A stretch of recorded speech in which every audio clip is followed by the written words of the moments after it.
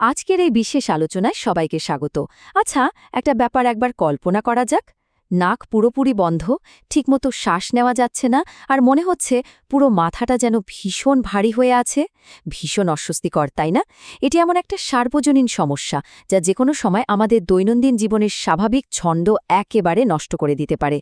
আজকের এই বিশ্লেষণে মূল উৎস থেকে পাওয়া তথ্য ঘেঁটে দেখা হবে কিভাবে ঘরে বসেই এই যন্ত্রণাদায়ক অবস্থা থেকে মুক্তি পাওয়া যায়। নাক বন্ধ থেকে দ্রুত মুক্তির উপায় আসলে কি? এই প্রশ্নটা আমাদের সবার মনে কখনো না কখনো এসেছে। নাক বন্ধ থাকলে সবচেয়ে বড় ধাক্কাটা লাগে আমাদের ঘুমের ওপর। সারা রাত মুখ দিয়ে শ্বাস নিতে গিয়ে গলা শুকিয়ে কাঠ হয়ে যায়, বারবার ঘুম ভেঙে যায়, আর পরের দিনটা কাটে চরম ক্লান্তিতে। দিনের বেলাতেও কোনো কাজে মন বসানো যায় না। ঠিক আছে, চলুন মূল বিষয়ে ঢোকা যাক। আমরা আজ এমন একটি 3 ধাপের ঘরোয়া টুলকিট বা হোম রেমেডি নিয়ে কথা বলবো, যা যে কাউকে দ্রুত স্বস্তি দিতে পারে। আমাদের এই ঘরোয়া টুলকিটের একেবারে প্রথম এবং সবচেয়ে মোক্ষম হাতিয়ারটি হচ্ছে গরম ভাপ বা হট স্টিম।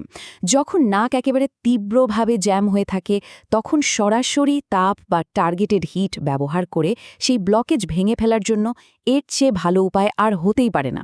এটা কিন্তু কোনো নতুন আবিষ্কার নয়, বরং যুগ যুগ ধরে চলে আসা একেবারে পরিচিত একটা পদ্ধতি।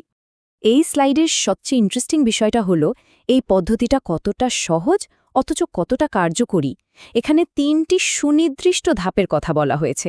প্রথম ধাপে 5 থেকে 10 মিনিট ধরে গরম পানির ভাপ নিতে হবে। দ্বিতীয় ধাপে বাটির ওপর ঝুঁকে মাথার ওপর একটা তোয়ালে দিয়ে তাম্বুর মতো ঢেকে নিতে হবে, যাতে ভাপটা বাইরে বেরিয়ে যেতে না পারে।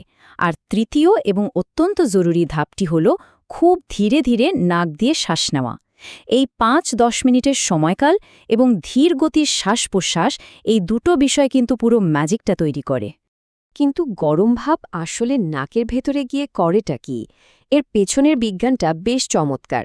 গরম ভাপ যখন নাকের ভেতরে ঢুকে, তখন এটি মূলত সেখানে আটকে থাকা ঘন ও আঠালো মিউকাস বা শ্লেষ্মাকে গলিয়ে একদম পাতলা করে দেয়। এই মিউকাসটাই কিন্তু বাতাস চলাচলের পথ আটকে রাখে। এটি পাতলা হয়ে গেলে খুব দ্রুত নাকের পথ খুলে যায় এবং আবারও বুক ভরে শ্বাস নেওয়া সম্ভব হয়।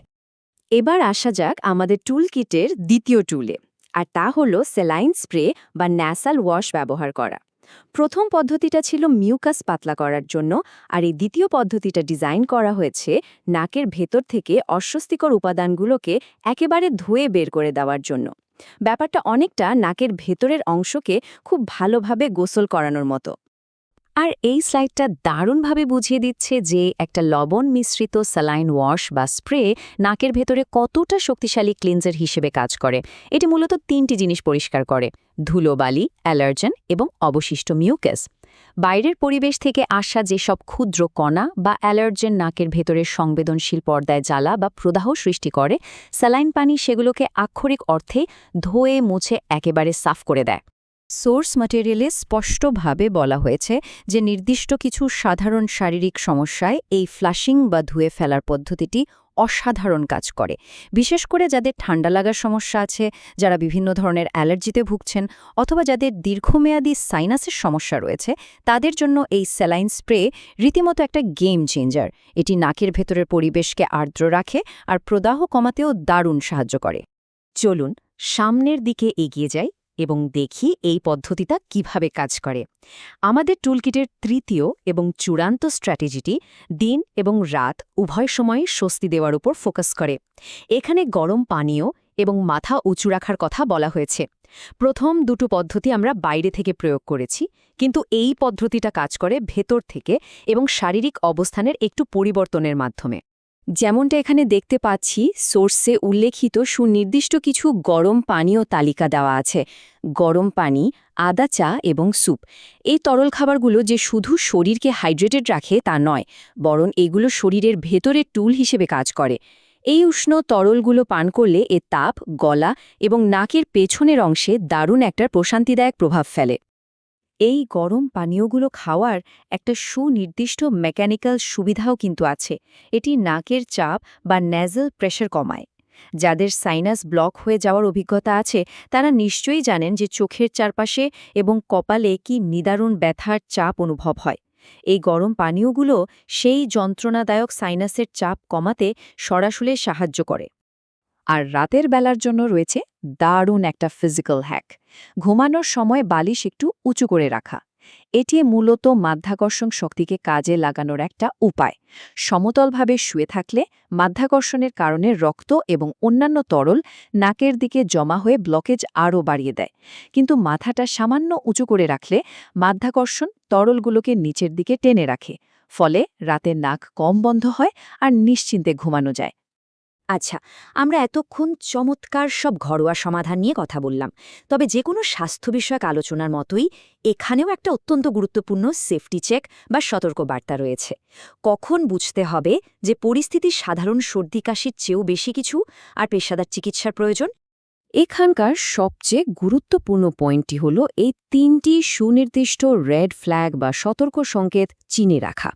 প্রথমত, নাক বন্ধ থাকার সাথে যদি জ্বর থাকে। দ্বিতীয়ত, যদি শ্বাস নিতে সত্যি খুব কষ্ট হয় বা শ্বাসকষ্ট দেখা দেয়। এবং তৃতীয়ত, যদি এই সমস্যাগুলো কোনো উন্নতি ছাড়াই টানা ১০ দিনের বেশি সময় ধরে চলতে থাকে। তো মূল বিষয়টা হলো, এই লক্ষণগুলোর যে কোনো একটি দেখা দিলে বুঝতে হবে এখন আর ঘরোয়া টোটকা নয়, বরং একজন ডাক্তার দেখানোই সবচেয়ে বুদ্ধিমানের কাজ। শেষ করার আগে এই বিষয়টা নিয়ে একটু ভাবা যাক। এই সহজ অভ্যাসগুলোয় কি সুস্থতার প্রথম ধাপ হতে পারে? মাত্র ৩টি সহজ পদ্ধতি, গরম ভাব, স্যালাইন ওয়াশ এবং সঠিক পানীয় ও ঘুমের পজিশন কিভাবে অস্বস্তিকর দিনগুলোকে স্বস্তিদায়ক করে তুলতে পারে তা আমরা দেখলাম।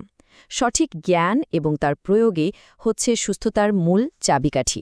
আশা করি আজকের এই আলোচনা সবার জন্য খুব উপকারী হবে। সবাই ভালো থাকবেন, সুস্থ থাকবেন আর নতুন কিছু শিখতে এভাবেই আগ্রহী থাকবেন।